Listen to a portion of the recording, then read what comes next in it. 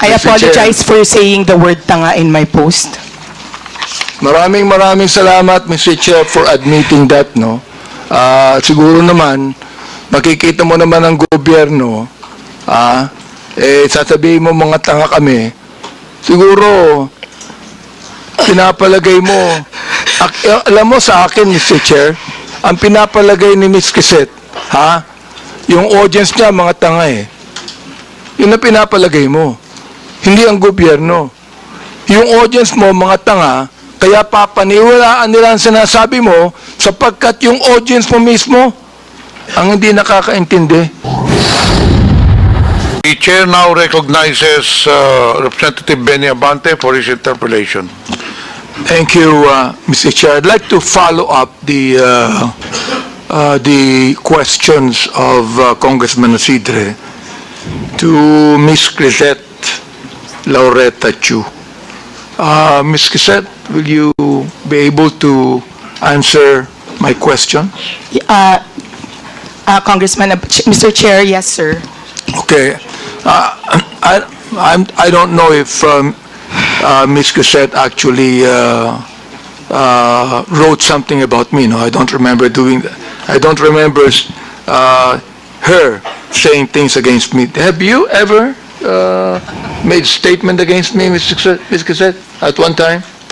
I'm not sure, sir, but I'm sure I've been hurt by some of the things that the Quadcom during the time of... Mr. Chair, said you have been hurt. Yes, why sir. are you hurt? Because, sir, are you the ones being investigated? Why are you hurt? no, sir, because I'm a supporter, and I just want to be honest, sir. Mr. Chair, what I'm saying is this. You are not being investigated. I'd like to ask a question. Why are you hurt?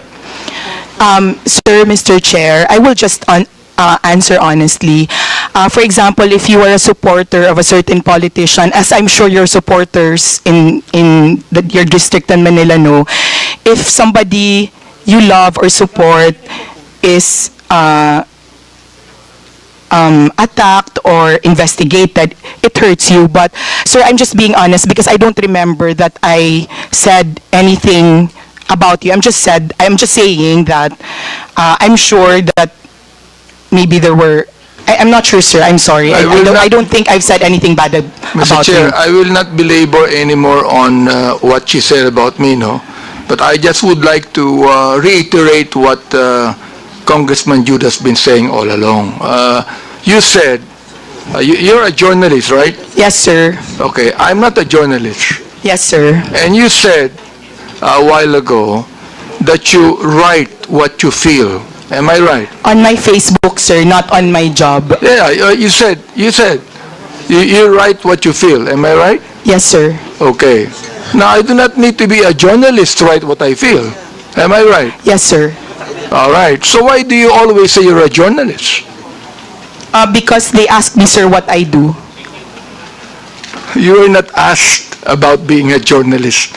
You said it, that you are a journalist. Now, Sir, being a journalist, Mr. Chair,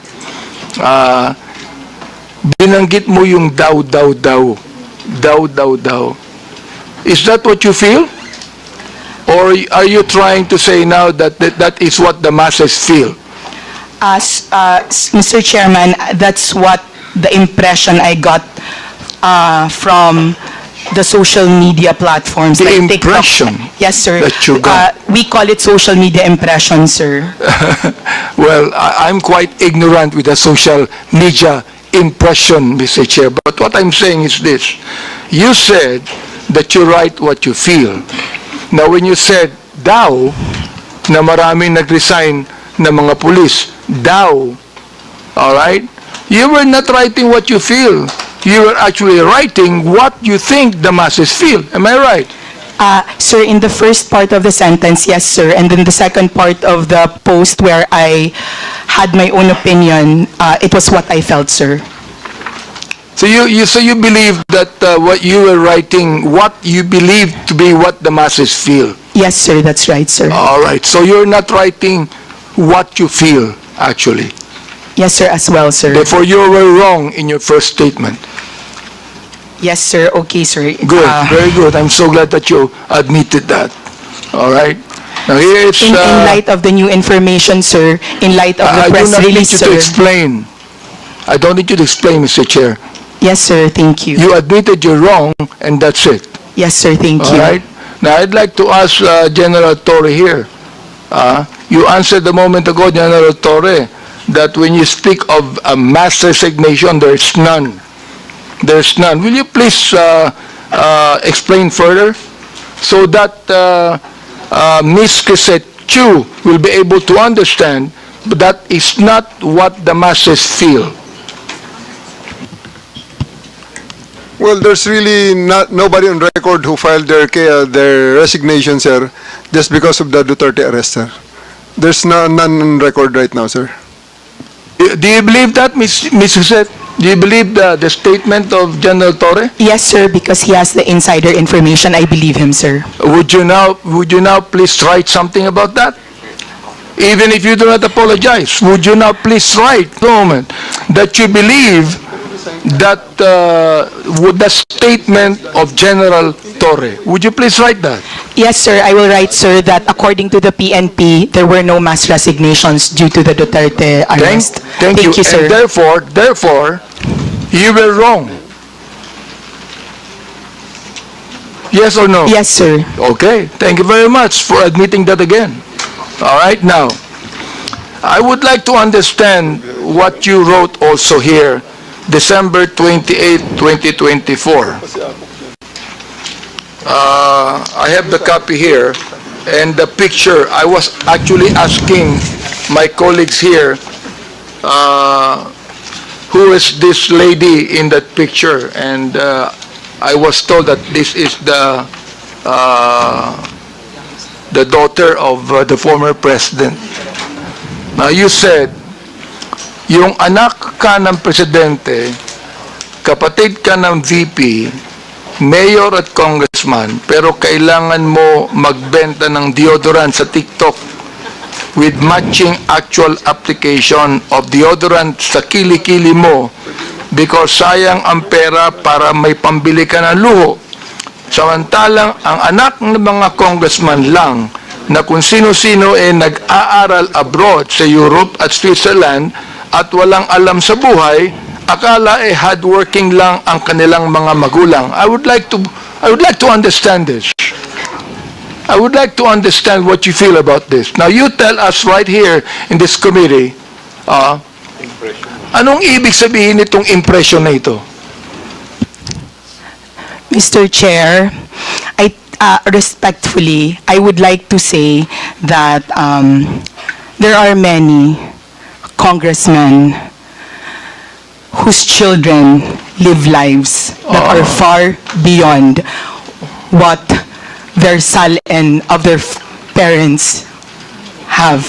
Well, Mr. Chair, to inform Ms. Crisette that I have 3 children and they never went to Switzerland to study. Yes, sir. Not you. Okay. It's not you, sir. All right, not me. Yes, so sir, not therefore, you. who are you referring to?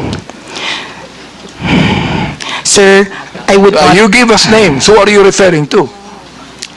You made a statement that there are a lot of congressmen. Therefore, you tell us now, who are you referring to? Sir, Mr. Chair, respectfully, my counsel does not want me to mention. Your counsel is wrong. You made a statement, samantalang ang anak ng mga congressman. You made that statement, maraming congressman. So I'm asking you right now, sino-sinong congressman yun na may mga anak na nag-aral sa Europe at Switzerland na walang alam sa buhay? Yun ang ibig sabihin nun. Yun ang impression mo, di ba? All right, you tell us now. Because that is not only an impression, Mr. Chair. She is telling us something that she believed to be true. Your Honor, as counsel for resource person Mr. Chair, issue, does the council have the right to speak in this committee? The council should wait for the chair to recognize you. Representative Bante first. Right, I'd like to find out, because look, nung sinabi mo, ang mga anak ng congressman lang na kung sino-sino nag-aaral abroad sa Europe at Switzerland at walang alam sa buhay, that is not only writing what you feel, it is writing what you know. That's your conclusion. Therefore, I would like to find out, sino ang tinutukoy mong congressman dito? Ipangalan mo na. Oh, palagay ko walang congressman. Matatakot dito. Meron bang mali, Mr. Chair? Is there anything wrong with any congressman who can afford to let his children study in Europe and Switzerland? Is there anything wrong with that, Mr. Chair? Let me ask you, yes or no, is there anything wrong with that? Ms. Crisette, kindly answer the question. Mr. Chair, Mr. Chair, may I be allowed Would you allow the council? I will allow counsel to speak first after she answers. After she answers. Okay, Your Ms. Crisette, Honor, please answer the question. Your Honor, to facilitate the expectation of the Honorable Congressman, may I be allowed to give 1 minute just to confer with my client, Your Honor? Attorney Bello, tapusin muna natin yung question to Crisette. Pag na answer niya na satisfactorily, then we can proceed with your manifestation. Ms. Crisette, please answer the question. yes, sir. Your Honor, Mr. Chair. my request is Ms. that Mr. Chair, Sec. Your Bello, Honor. wait until you are recognized. Crisette Wait. Chu is being recognized as of now. We have rules to follow in this. Ms. Crisette, kindly answer the question. Sir, Your Honor, just reconsideration, Your Honor.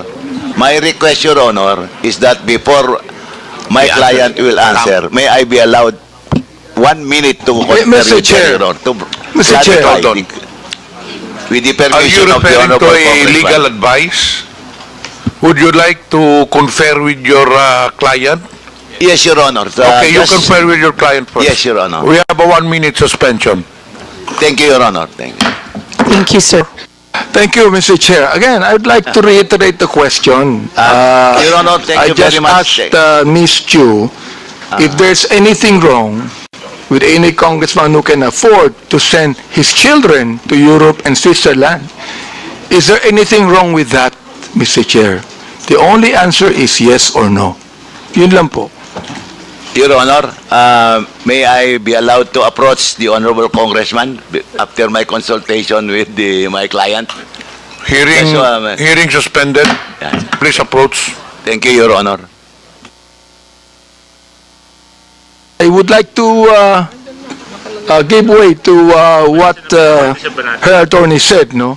And again, I would like to ask Ms. Chu to respond according to how her attorney advised her.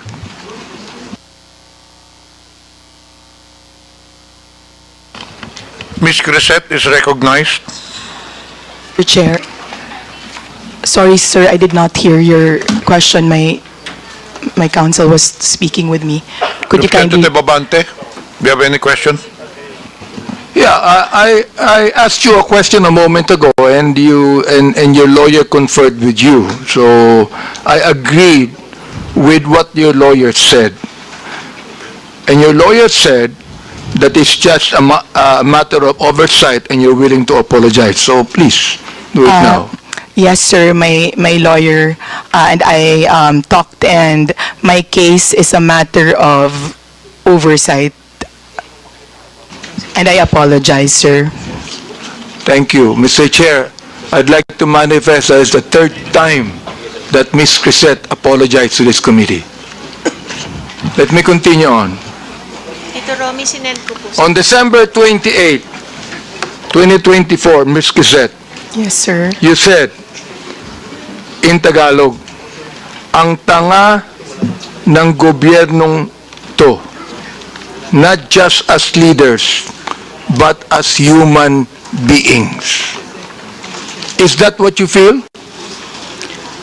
Sir, I apologize. I do not know what happened on December 28 to make me angry.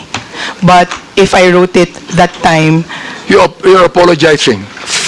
for not, no sir, I mean, I do not know what situation on December 28. Let me and what the continue on. context. Let me Yes, sir. continue on. It says, ipapamudmod sa mga naka-braces na nagbabakasyon abroad ang AKAP money tapos utang ng 629 billion.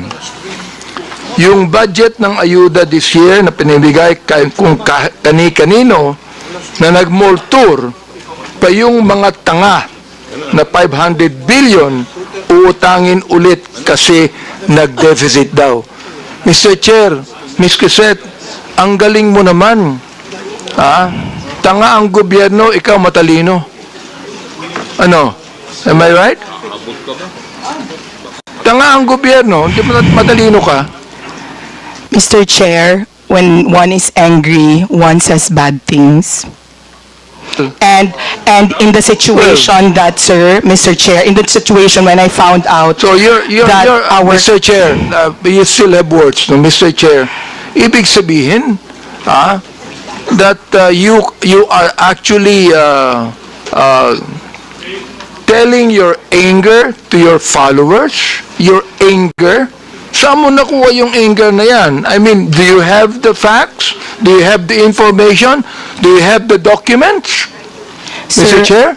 Sir, nasa news po na uutang tayo this year and last year. Sir, sir, please, Mr. Chair, kaya ako nagalit kasi may nakita akong nakaakap na naka-brace tapos sir, I am not laying it on the congressman. I am laying it on the person who gave that person 5,000 despite na, sir, kasi taxpayer kami. Masakit, sir, na makikita namin na... Ms. Crisette, may I ask you the question, how much taxes did you pay? And I will tell you how much tax I paid. Sir, Ang katwiran mo, you're a taxpayer. Bakit? Anong palagay mo sa akin, di taxpayer? sir, hindi naman po kayo yung sinasabihan ko ng tanga, Mr. Chair. Kaya tinatanong It was the kita, Mr. process Chair. of distributing the Mr. Chair, AKAP. tinatanong kita kung saan mo kinuha ito. Sa news mo lang pala kinuha eh. Wala kang documents. You cannot even tell me if you're telling facts or truth. Sir, nasa news po kasi sasabihin na mo, tanga ang mag-uutang gobyerno. tayo. My goodness, ibig mo sabihin, you're going to base your statement, tanga ang gobyerno, sa news na nabasa mo, Mr. Chair, and then you're telling me you're a journalist, and you're telling me that you're speaking the truth? Mr. Chair, respectfully po, those are my feelings.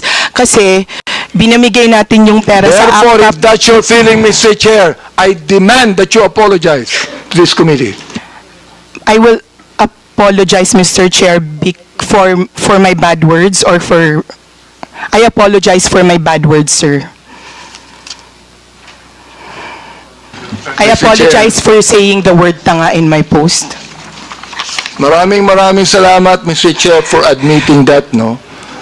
Siguro naman, makikita mo naman ang gobyerno, sasabihin mo mga tanga kami, siguro, pinapalagay mo, alam mo sa akin, Mr. Chair, ang pinapalagay ni Ms. Crisette, yung audience niya, mga tanga eh.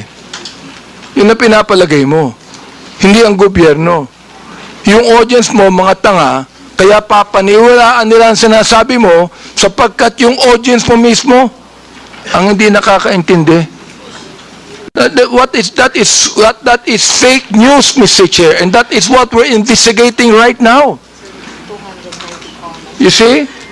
I hope that you understand that, Mr. Chair. Ms. Crisette, do you understand what I'm trying to say? Ikaw, nandito sa akin yung mga sinabi mo tungkol sa amin, ha? Hindi ako sumagot dyan, eh. Hindi ko na kinakailangan pang i-belabor yan. So, anyway, Mr. Chair, anyway, nakita ko naman na Ms. Crisette is now apologetic to what she said.